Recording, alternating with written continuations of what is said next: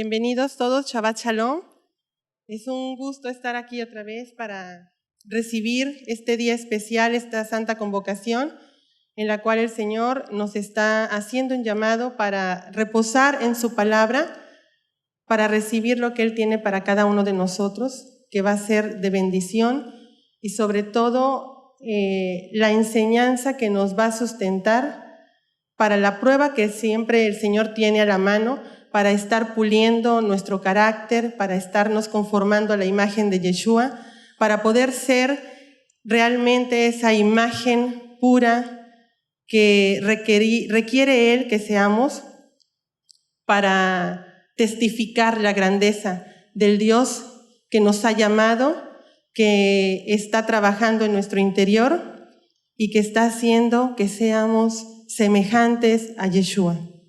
No solamente para manifestar o mostrar en nuestra vida la fe de Yeshua, sino vivir constantemente aprendiendo qué es fe.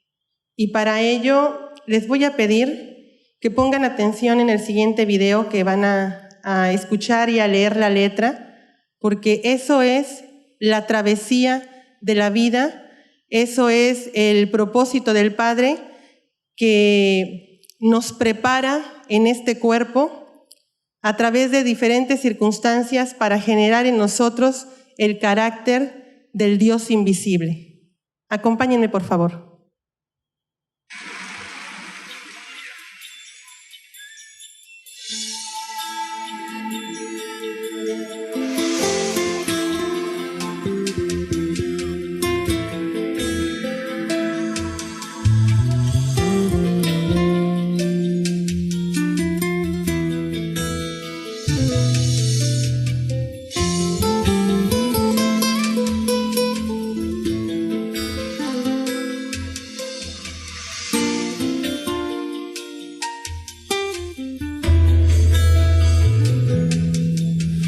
אני הוא עץ מאוד זקן ושבע ימים, ראיתי כבר רוחות הזאת ורעמים. אתה עלה קטן מתנועע, בטוח בעצמו הכל יודע. צידה לדרך ניסיוני, אל תזלזל, אולי זה כל מה שיש לי. כי יש ימים יפים, הכל פורח, ויש שעות קשות, הכל בורח. תחזיק חזק עלה קטן שלי, כי לא תמיד הכל בחוץ בהיר, ורוח שר וסופה קרה. תזכור ותתחזק, אני איתך, ולא תמיד הכל נכון, הכל מובן. חיים זה לא שיעור חשבון, זה גם מבחן. עכשיו עלה קטן, הכל רגוע, אך מרחוק אולי ענן מגיע. קח איתך צידה לדרך את ברכתי, חצי הכוס היא מלאה, תזכור תמיד. וכשהשמש אל הים שוקעת, אל תדע מחר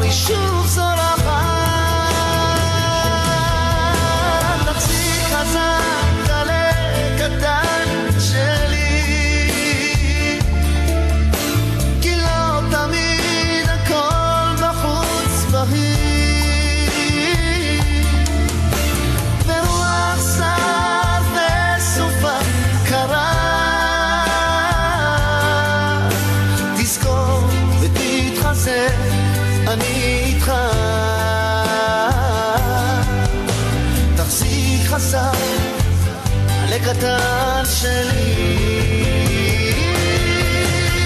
תחזיק חזק לקטן שלי, כי לא תמיד הכל בחוץ בריא.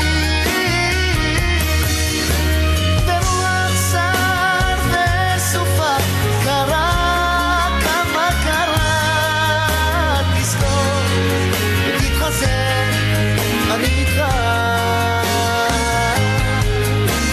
תחזיק חזק לקטן שלי.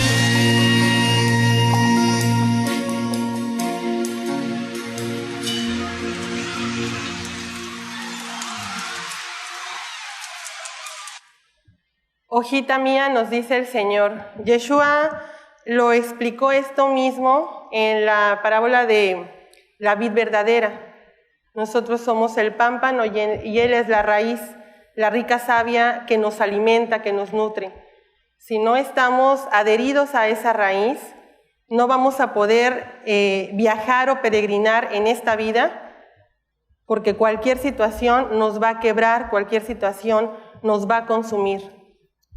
Necesitamos estar pegados al árbol de la vida, al anciano de días, porque Él ya tiene experiencia. Necesitamos de Él para que nos nutra a través de su palabra y podamos realmente caminar aprendiendo de cada situación que pone en nuestra vida, de cada aflicción que nos alcanza, de cada momento de gozo también. Pero si echamos un vistazo a la palabra, vamos a detectar que la enseñanza más rica viene cuando el alma está afligida, cuando el alma está quebrantada, para poder nosotros asimilar todos los nutrientes que tiene la palabra, para que empiece a trabajar en nuestro interior y pueda dar fruto. ¿Qué fruto es ese el que quiere el Señor? No solamente espera un corazón quebrantado, espera que cada uno de nosotros aprendamos a conocerlo, aprendamos a valorar lo que Él hace en nosotros y como dijo el canto, como lo dice esa escritura, Él está con nosotros todos los días, en cualquier momento y en cualquier situación, Él está presente. El hecho de que no lo podamos observar, de que no lo podamos tocar, no cambia en nada lo que Él ya habló. El viaje inició desde el momento en que cada uno de nosotros soltó ese primer llanto al nacer. En ese momento empezó la aventura, la travesía para venir a esta tierra y tener la oportunidad de conocer a nuestro Creador. Y hoy vamos a analizar, si el Señor lo permite, la escritura de Génesis 4, a partir del verso 2 hasta el verso 8. Génesis 4, del verso 2 al verso 8. Estuvimos analizando el Shabbat pasado a Caín, pero ahora nos toca ver a Abel y qué pasa ahí entre los dos hermanos cuando se presentan delante del Padre, cada uno con su ofrenda. Y la situación que viene en el verso 8, cuando Caín mata a su hermano. Acompáñenme a orar, por favor. Bendito seas, Señor, Dios del universo. Bendito sea tu nombre, Señor. Seas por siempre exaltado. Te damos gracias, Señor, porque nos has permitido retornar a tu palabra a través del sacrificio de tu Hijo, Yeshua, porque nos has permitido entrar por la puerta del reposo, la puerta del descanso, pero también la puerta de la aflicción. Señor, gracias por darnos la oportunidad de recobrar el Shabbat, ese reposo, Señor, que nos lleva a estar en intimidad contigo. Gracias, Señor, también Te damos por tu misericordia, Señor. Tu misericordia que es mucha, Señor. Y que realmente no somos merecedores de ella. Pero te damos gracias porque nos permites conocerte, porque nos permites saber tus pensamientos a través de tu palabra.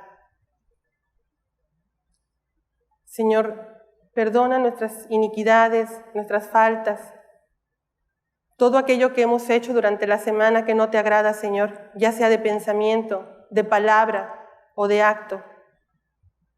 Enséñanos día a día, Padre, a hacer tu voluntad, a caminar bajo tus ordenanzas, amando tu palabra,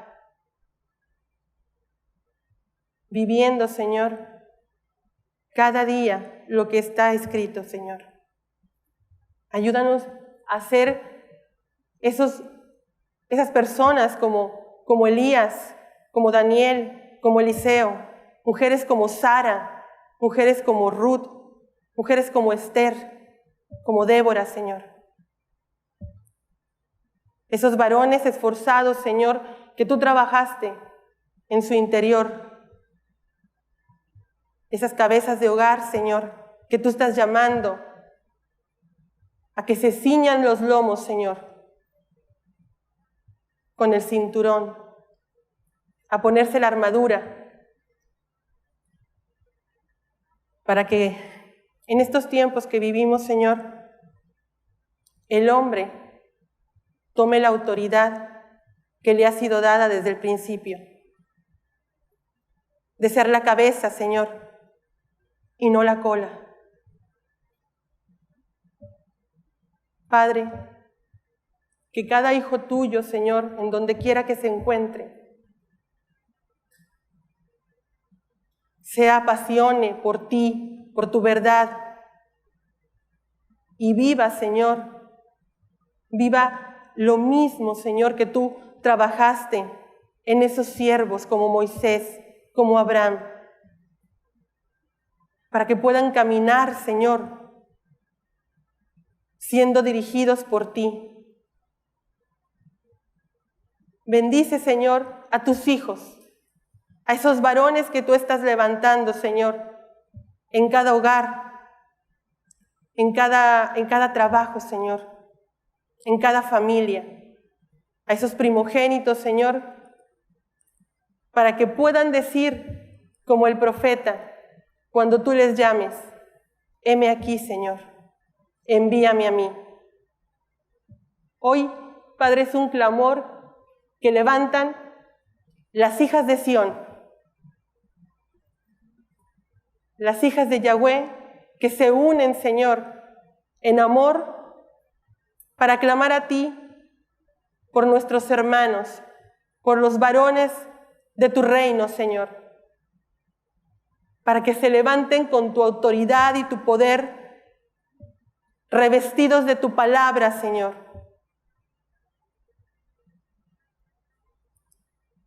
Y el ejército de Yeshua se prepare para los días finales. Bendice, Señor, a tu pueblo.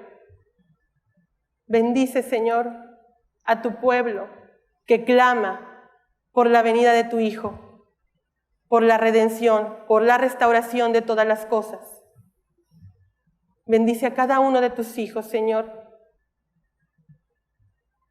para que podamos ser lo que desde el principio, Señor, tú estipulaste. Esos adoradores que te adoren en espíritu y en verdad, siendo uno con Yeshua, para ser uno contigo, en hermandad, sin división, Señor, sin ira, sin contienda, siendo uno, Señor, porque esa es la manifestación de los hijos de Dios, donde las obras de la carne quedan bajo los pies de Yeshua, siendo dominadas y sometidas por su autoridad y su poder. Bendito seas en el nombre de Yeshua, Señor. Gracias por su sacrificio y por su sangre que nos hace aceptos delante de tu presencia y nos da la oportunidad de la verdadera vida. Bendito seas, Señor. Amén. Génesis 4, del verso 2 al verso 8. Dice la Escritura, y volvió a dar a luz a su hermano Abel, y Abel fue pastor de ovejas, mientras que Caín era labrador de la tierra. Y con el transcurso del tiempo, sucedió que Caín llevó a Yahweh una ofrenda del fruto de la tierra. También Abel llevó de los primerizos de su rebaño y de la grosura de ellos. Y Yahweh consideró a Abel y a su ofrenda, pero no consideró a Caín ni a su ofrenda. Esto enfureció a Caín en gran manera y decayó su semblante. Entonces Yahweh dijo a Caín, ¿por qué te enfurece esto? ¿Y por qué ha decaído tu semblante? Si obras bien, ¿no serás enaltecido? Pero si no obras bien, el pecado acecha a la puerta y su concupiscencia va contra ti. Pero tú has de dominarla. Y Caín trataba a su hermano Abel, pero sucedió que cuando estaban ellos en el campo, Caín se levantó contra su hermano Abel y lo asesinó. Esta escritura nos habla de algo muy fuerte, de un odio entre hermanos. Y para comprender por qué Caín se vio movido a hacer lo que hizo, tendríamos que analizar, para empezar, el nombre de Abel. El nombre de Abel. El nombre de Abel nos habla del propósito que desde el principio el Señor estaba anunciando que sería cumplido en Yeshua. Algo importante. Abel significa aliento, nos habla de Ruach, nos habla de viento y nos habla de espíritu. Entonces tenemos que Abel en su nombre tenía el llamado, la misión, aún así de corta que fue su vida, tenía un propósito: mostrar o ser sombra o figura de lo que el Mesías tendría que venir a cumplir. ¿Por qué el Señor no se agradó de la ofrenda de Caín?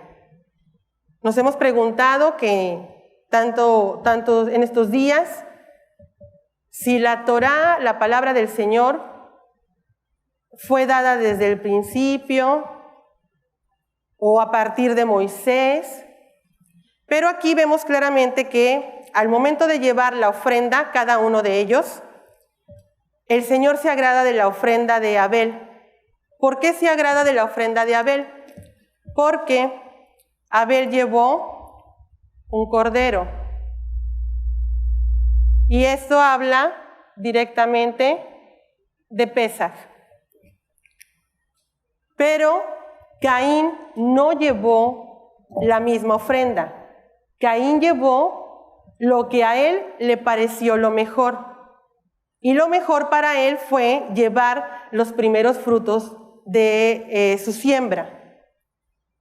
Ahora, si nosotros vemos a Caín y su ofrenda, él llevó lo mejor, pero no cumplió con lo que se ordenó. Por lo tanto,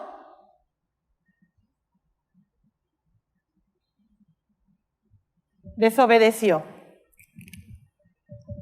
La ofrenda que llevó Abel cumplía los requerimientos del Padre. Llevar el cordero, como lo marca Éxodo 12, y presentar su ofrenda delante del Señor. Caín llevó lo que a él le pareció lo correcto, llevando las primicias de su campo, pero eso habla de desobediencia. Aquí nosotros también estamos viendo dos caminos. Podemos estar en la condición de Abel o podemos estar en la condición de Caín. Sí, dando lo mejor que a nosotros nos parezca lo correcto, pero no cumpliendo lo que el Padre ordena. Para poder comprender si el Padre se agrada de nuestro caminar o nosotros nos engañamos pensando que sí se agrada, pensando como Caín. Ahora, Abel. Hemos hablado tanto en la palabra y en estos últimos días dentro de la parashá. El Señor nos ha estado haciendo hincapié en la conducta del ser humano, las características que manifiesta una persona antes de que el Señor se aparezca en su vida y el carácter que manifiesta la persona cuando el Señor ya se ha hecho presente y empieza a trabajar con esa persona. Y ayer en el estudio el Señor nos hablaba de instruirnos, de corregirnos, de enseñarnos qué es justicia y qué es la palabra en sí, y cómo el Señor trabaja en cada uno de nosotros.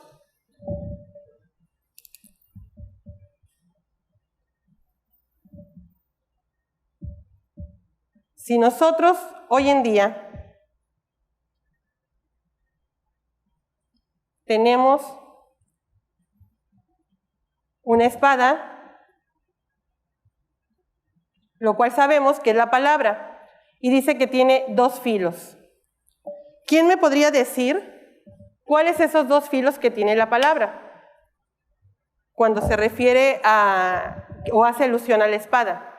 ¿Cuáles serán esos dos filos que menciona la Escritura cuando nosotros vemos una espada?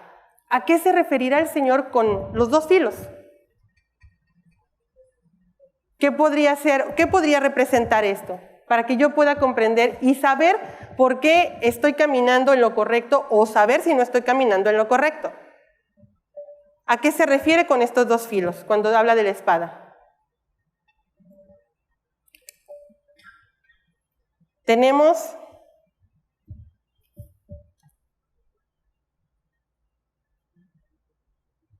Antiguo Testamento y Nuevo Testamento. Este es un filo y este es el otro filo. Si yo solamente porto la espada creyendo que estoy haciendo lo correcto y solamente tomo a considerar uno de los dos, no estoy tomando ni la espada correcta, no estoy tomando la palabra, ni tampoco estoy llevando la armadura. No funcionan separados, tienen que ir unidos. Ahora, hay algo importante en esto. Hemos visto también cómo en el mundo el judío solo acepta lo que conocemos nosotros como el Antiguo Testamento, que ellos le llaman Tanakh. Pero vemos el resto de las naciones, incluyendo el cristianismo, ¿sí? Ahí va incluido, solamente aceptan el Nuevo Testamento, ¿sí? Por lo tanto, judío solamente está portando la espada con un solo filo. Las naciones igual, solamente con un solo filo. Ahora, el judío solo acepta el Antiguo Testamento donde aparece el nombre del Señor. Las naciones, el Nuevo Testamento, donde por las diversas traducciones tenemos el nombre de Jesús en el Nuevo Testamento. Por lo tanto, quien está solamente con esto, está caminando ciego. Solamente el judío acepta la Tanakh también está ciego. ¿Y dónde quedamos nosotros?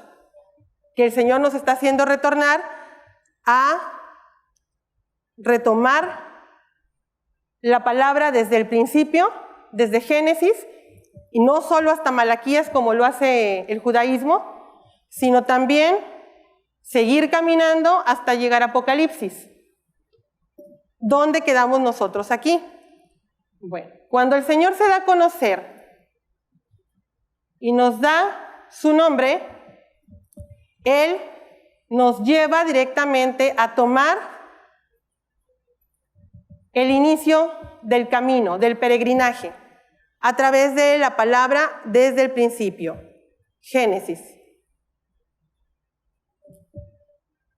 Retomando todo lo que también es el Nuevo Testamento, desde Mateo hasta Apocalipsis o Revelación. Esto, hermanos, lo menciona Zacarías, lo menciona Ezequiel, que sucedería. No se lo inventó ninguna persona, no nació del pensamiento humano, sino que ya se le había mostrado a Zacarías el profeta y a Ezequiel. El Señor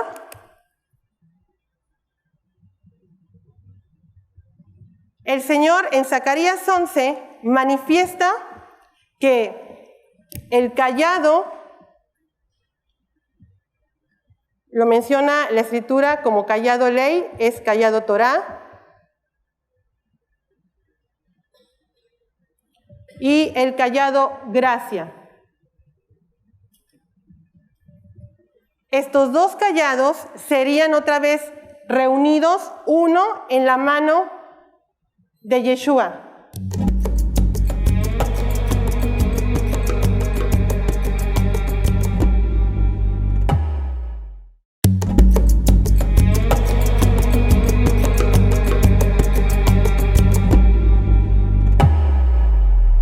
Que así nosotros tengamos hoy la oportunidad de portar la espada con los dos filos que menciona la Escritura y tomar la armadura y ponerla sobre nosotros para caminar día a día con esa armadura puesta y llevar realmente la palabra de Dios a nuestra vida.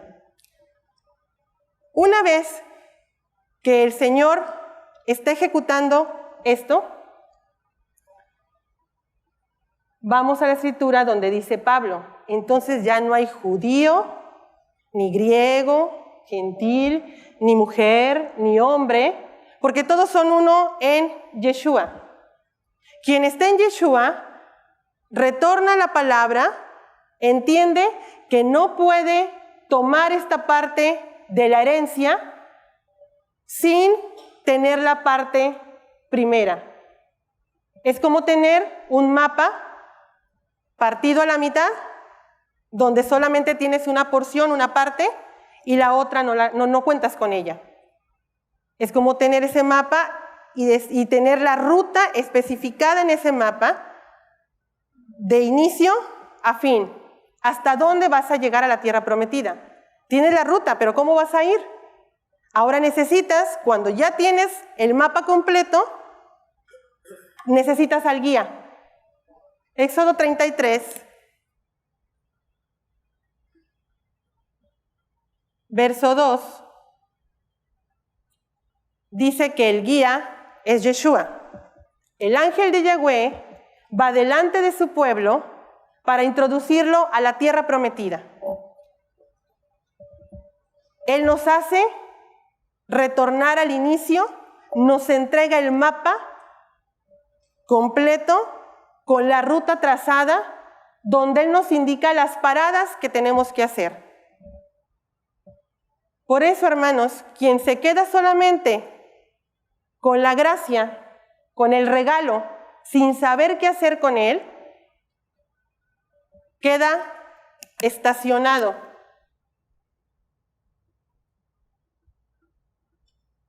En un punto en el cual no podrá salir de ahí hasta que marque el tiempo Yeshua para salir.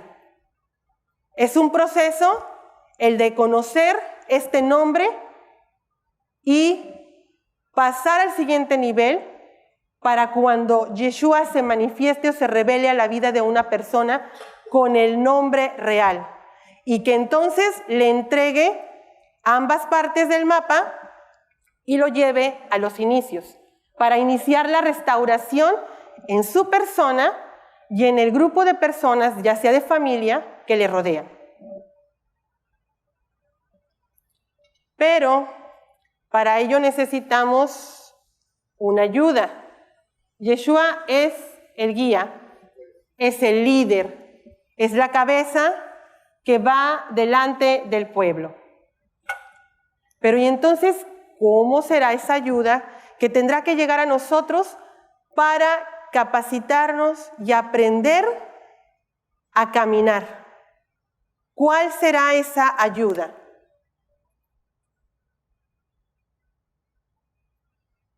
Hemos estudiado que el Espíritu Santo es nuestro consolador, nuestro ayudador, pero ¿sabemos realmente lo que representa, lo que es? ¿A qué se refiere el Señor cuando habla de Él? ¿Será que es una persona?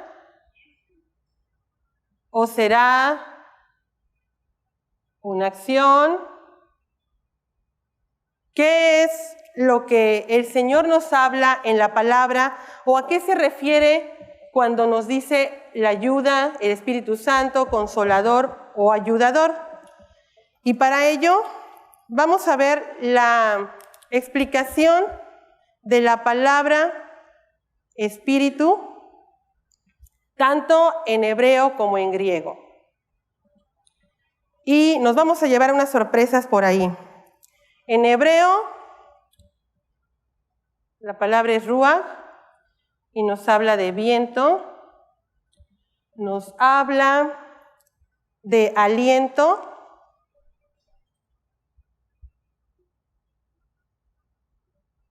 nos habla de exhalación, nos habla de vida, nos habla de cólera. En griego es la palabra pneuma y nos habla de soplo, nos habla de respirar, nos habla de aliento, viento también, energía divina,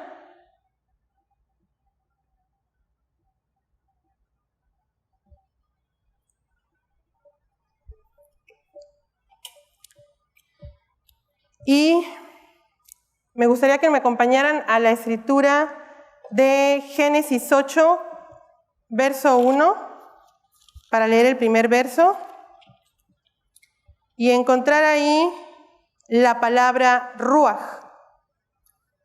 Dice el Señor: entonces Elohim se acordó de Noé y de todo ser vivo y de todos los animales que estaban con él en el arca, y Elohim hizo pasar un viento sobre la tierra y las aguas decrecieron.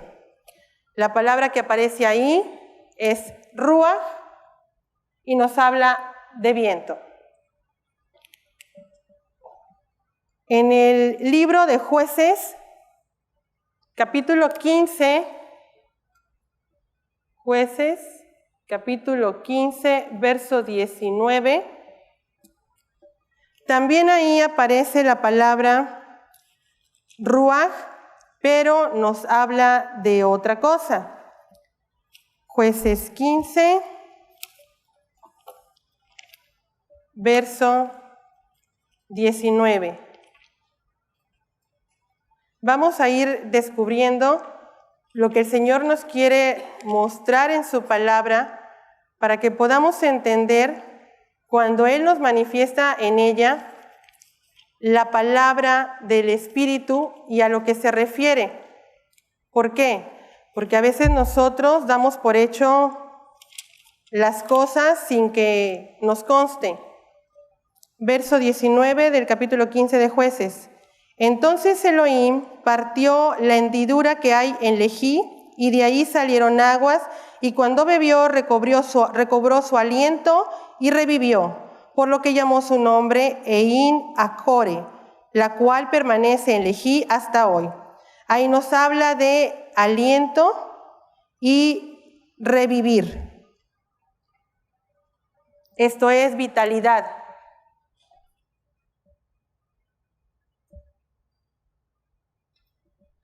Hay otra escritura. Josué, capítulo 2, verso 11. Josué, capítulo 2, verso 11. Ahí el Señor nos habla de coraje, ira y valor. Con la misma palabra. Josué, capítulo 2, verso 11. Dice el Señor, y cuando lo oímos, se nos derritió el corazón y no ha quedado más aliento en hombre alguno por causa de vosotros, porque Yahweh vuestro Dios, Él solo es Elohim, arriba en los cielos y abajo en la tierra. Entonces ahí estamos viendo también la palabra ruach cuando menciona aliento. Jueces también, capítulo 8, verso 3. Capítulo 8, verso 3. Aparece la misma palabra de ruach y nos habla de disposición.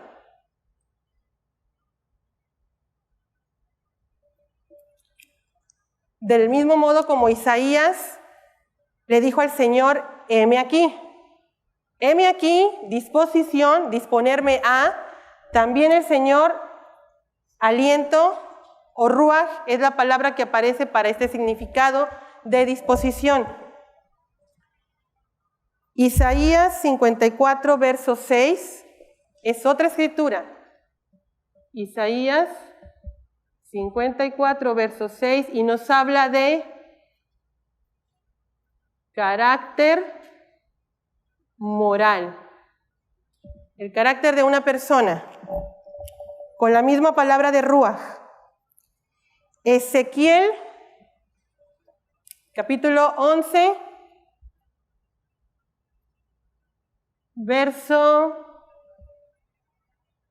19. Ahí también nos habla de carácter moral. En Isaías 63, verso 10,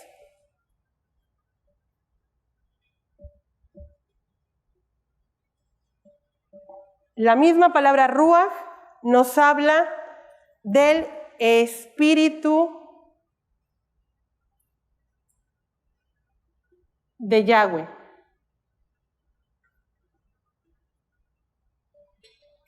Y ahí quiero que me acompañen a Isaías 63, verso 10.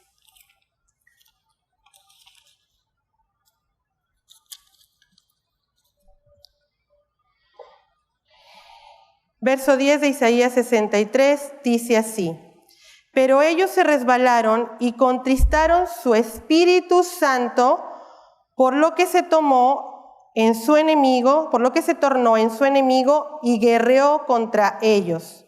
Aquí en esta escritura, en esta porción del capítulo 63, está hablando del día de la venganza, el día de la ira, el día grande y temible de Yahweh, y menciona la escritura en el verso 10, Espíritu Santo, donde aparece la palabra ruach.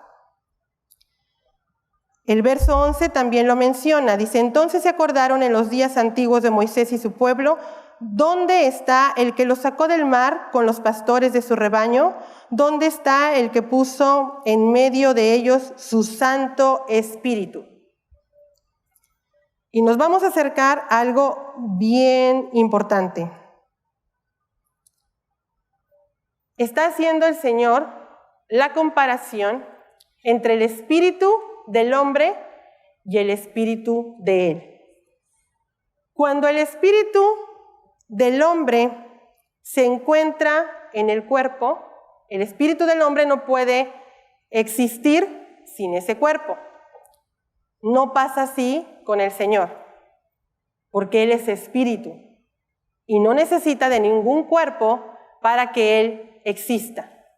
Esa es la diferencia entre Él y nosotros. Ahora,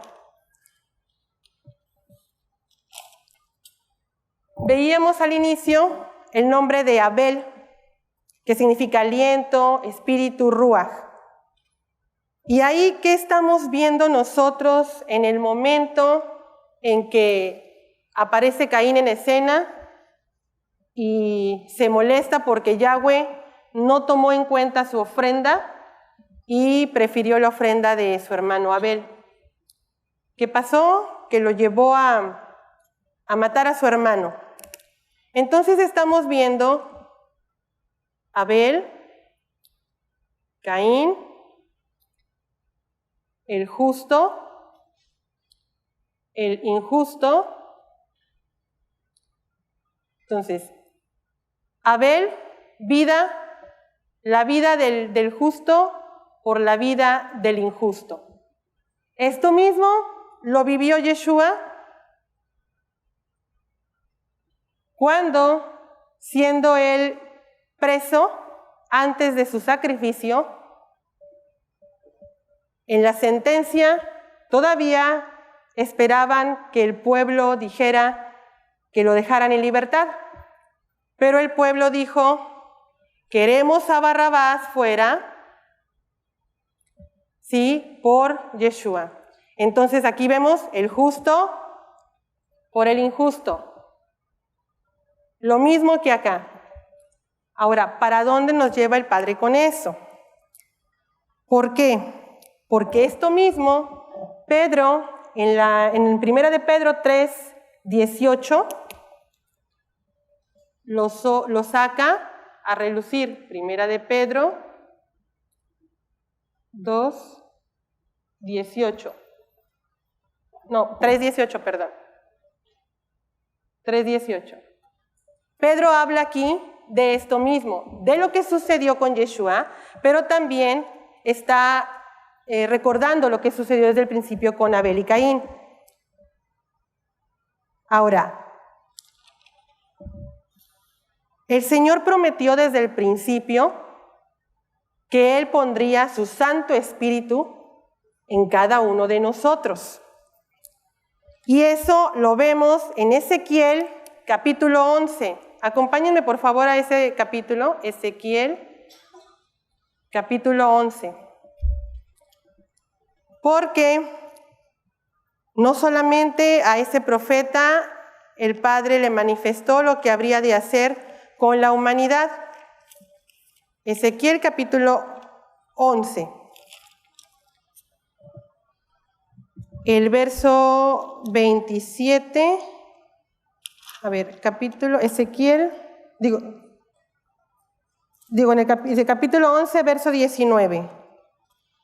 En el verso 19 del capítulo 11 de Ezequiel dice, y les daré un corazón y les infundiré un espíritu nuevo, y quitaré el corazón de piedra de en medio de su carne, y les daré un corazón de carne.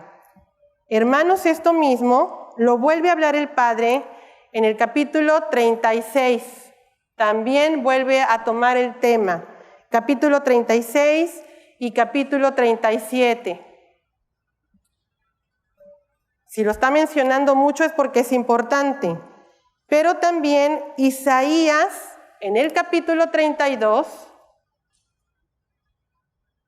habla del tema.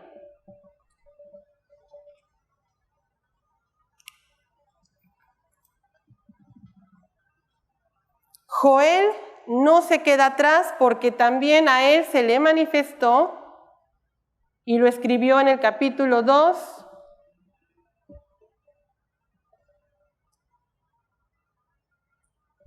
Y Zacarías, capítulo 12, también aparece.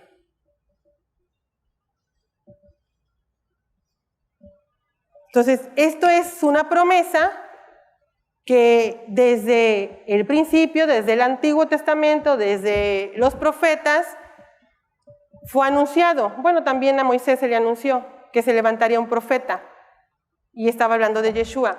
Ahora, ¿pero quién es el Espíritu Santo? ¿O a qué se refiere el Señor con el Espíritu Santo? Apocalipsis 19, verso 10, dice que el testimonio de toda la Escritura es Yeshua, pues Él es el Espíritu de la profecía. Pero en Romanos 3, 28 y 29, Romanos 3, 28 y 29, el Padre nos dice, por medio de la circuncisión, que la verdadera circuncisión es la del corazón, y ahí nos lleva al Espíritu. Pero, ¿por qué nos quiere llevar el Señor hasta allá? ¿Acaso el Espíritu nos hace pensar? ¿Acaso el Espíritu nos hace reflexionar? ¿Dónde sabemos a qué se refiere con el Espíritu? ¿Y quién es el Espíritu? Acompáñenme por favor a 2 de Corintios, capítulo 3, verso 17. 2 de Corintios, capítulo 3, verso 17. Donde dice lo siguiente: porque el Señor es el Espíritu, y donde está el Espíritu del Señor, hay libertad. Sigo con el 18. Pero nosotros todos, con rostro descubierto, contemplando en un espejo la gloria del Señor, vamos siendo transformados por el Espíritu de gloria en gloria en la misma imagen del Señor. Entonces, ¿quién es el Espíritu? ¿A qué se refiere el Señor con el Espíritu Santo? Porque tenemos que entender que la misma palabra nos va conduciendo a toda verdad y toda justicia. Y que para que el Señor nos haya manifestado desde el principio con Abel y su muerte, Abel muere y es el sacrificio anunciado que tenía que padecer Yeshua. Muere Abel y su espíritu queda libre. Así como Yeshua, al morir, toda la plenitud de la deidad del Padre que moraba en Yeshua queda en libertad. ¿Para qué? Para consolar, para enseñar, para redarguir, para corregir, para instruir en justicia. Timoteo nos lo dijo. La Escritura también dice que la palabra de Dios es espíritu.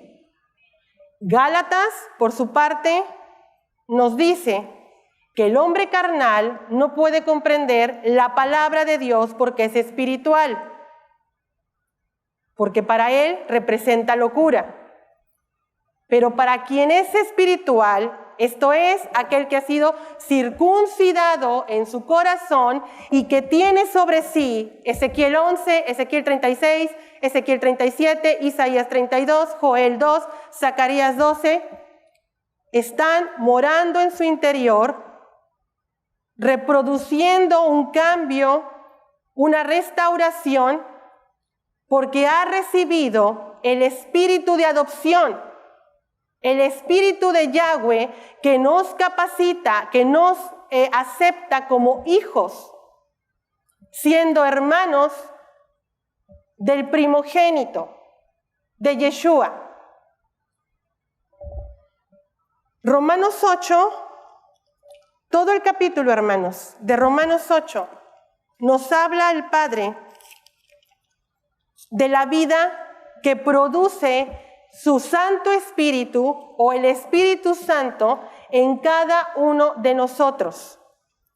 Dice la Escritura: ahora pues, ninguna condenación hay para los que están en Yeshua el Mesías, porque la ley del Espíritu de vida en Yeshua el Mesías te ha librado de la ley del pecado y de la muerte. Ya no tenemos sentencia, porque el Padre se llevó la culpa de cada uno de nosotros por medio del sacrificio de Yeshua. Porque lo que no pudo hacer la ley, ya que era débil por causa de la carne, lo hizo Dios enviando a su propio Hijo en semejanza de nuestra carne pecaminosa, y por el pecado condenó al pecado en la carne, para que la exigencia de la ley fuera cumplida en nosotros, que no andamos conforme a la carne, sino conforme al Espíritu.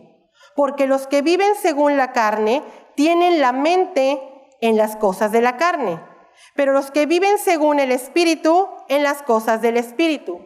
Aquí estamos viendo a Abel y Caín. Él vivía en el Espíritu, él vivía en la carne. Él cumplió con lo que mandaba Yahweh, él cumplió con lo que mandaba su propia conciencia.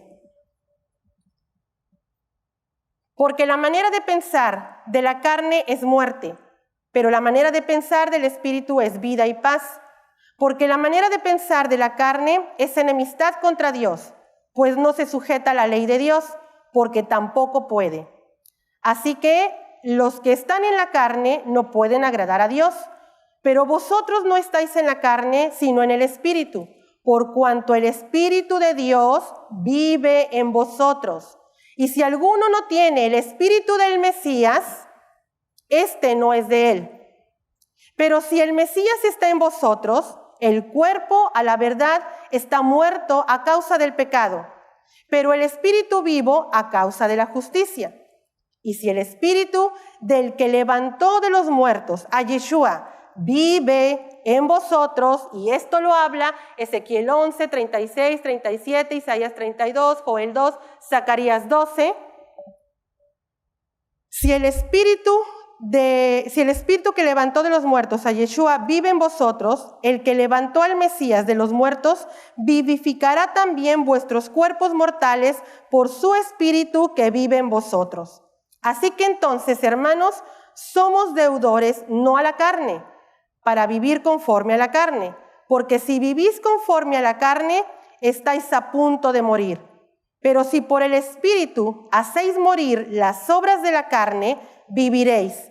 Porque todos los que son guiados por el Espíritu de Dios, estos son hijos de Dios. Porque no recibisteis espíritu de esclavitud para estar otra vez en temor, sino que recibiste el Espíritu de adopción, por el cual clamamos, Abba Padre.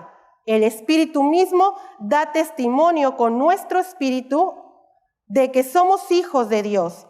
Y si hijos también, herederos, por una parte herederos de Dios y por la otra coherederos con el Mesías, ya que juntamente padecemos para que juntamente seamos también glorificados. El Espíritu del Señor que mora en nosotros, como lo dice la Escritura en Romanos 8, nos capacita, nos instruye, nos conduce a toda verdad, a toda justicia.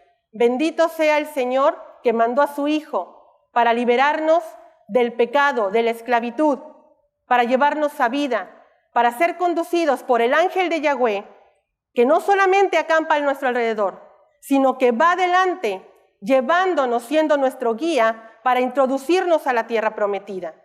Es el que nos redarguye, es el que nos convence, es el que nos prepara, es el que quita nuestras iniquidades, es el que limpia nuestras vestiduras, es el que nos está exhortando el día de hoy a caminar en justicia y entendiendo justicia, como le hizo entender Abel, para no caminar como Caín, que hizo sus propias obras, pensando que así agradaría al Señor. Hermanos, el Señor traiga en cada uno de nosotros la oración que levantó el apóstol Pablo. Traiga revelación de su palabra a través del conocimiento que nos está llamando a entrar para que pueda producir en nosotros los cambios graduales, diarios que hizo en cada uno de sus siervos, para que así podamos ser contemplados como hijos de Dios en la tierra prometida. Estamos aún en el desierto, pero no desmayemos, porque el ángel de Yahweh no solo acampa a nuestro alrededor, sino que Él es el que va guiando a su pueblo, conduciéndolo a toda verdad y toda justicia. Shabbat Shalom.